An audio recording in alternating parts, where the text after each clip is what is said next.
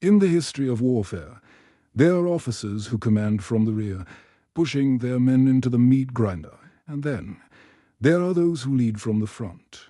Richard Winters never yelled attack. His command was simple, often whispered beneath the roar of German machine guns, "Follow me." He turned a group of civilians into one of the most lethal fighting forces of World War II, Easy Company. But behind the Band of Brothers legend was a man of deep contradictions, a pacifist Mennonite at heart who became a master of violence. This is the true story of Major Dick Winters. Before he fought the Nazis, Winters had to fight a battle within his own ranks. Camp Toccoa, Georgia, 1942.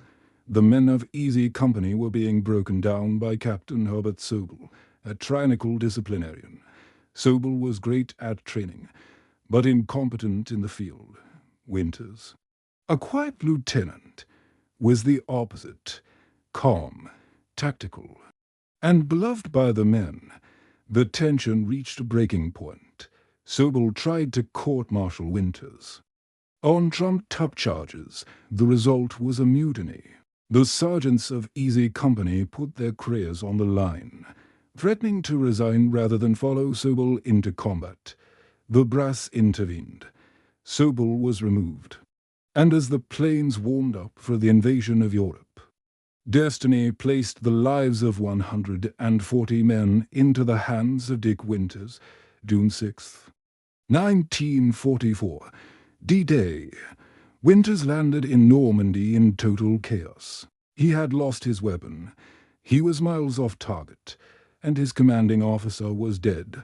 At dawn, he was given a suicide mission for German 105mm cannons, hidden at Bricourt Manor, were slaughtering troops on Utor Beach.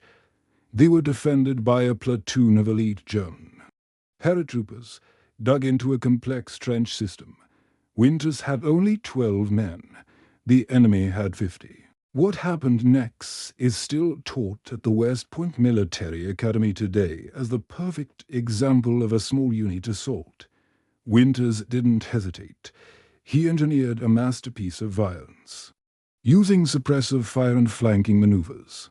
He led the charge personally, running through the trenches, dodging grenades and machine gun fire.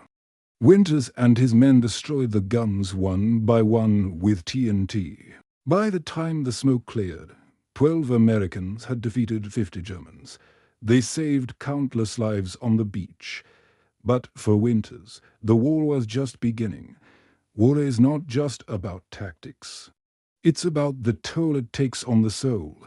During Operation Market Garden in Holland, Winters faced a moment that would haunt him for the rest of his life. While leading a patrol on a dike, he came face to face with a young German soldier, a teenager. Winters pulled the trigger. The boy fell. Winters wasn't a killer by nature. He was a protector. That kill changed him. As the war dragged on, he was promoted to major.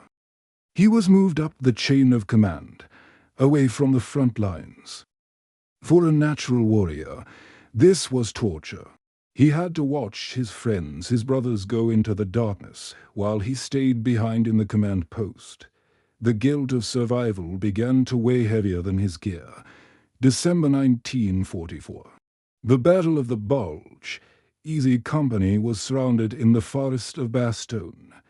They had no winter, clothes, little food, and almost no ammunition. They were facing the full might of Hitler's panzer divisions. It was so cold that gun oil froze, trees exploded above their heads, raining shrapnel down on the foxholes. This was Winters' finest hour. He couldn't shoot the enemy, but he could keep his men from breaking. He walked the line under artillery fire, calm and stoic. His presence told them, "We are not going to die here." They held the line. They broke the back of the German offensive. They survived hell together.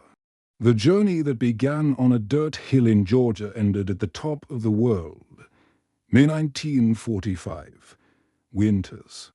and Easy Company captured Berchtesgaden Adolf Hitler's private retreat in the Alps.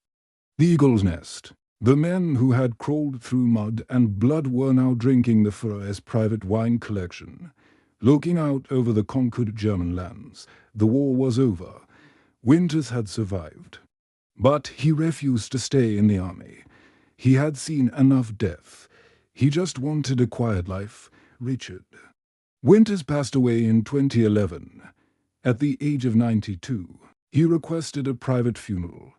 No fanfare, no politicians, just a simple soldier's burial. He never considered himself a hero. He believed he was just doing a job. But years after the war, he received a letter from one of his men, Sergeant Mike Ranney. It contained a story that Winters would later quote, with tears in his eyes. Summing up his entire life, Ranney wrote that his grandson had asked him, "Grandpa, were you a hero in the war?" And the grandfather replied, "No, but I served in a company of heroes."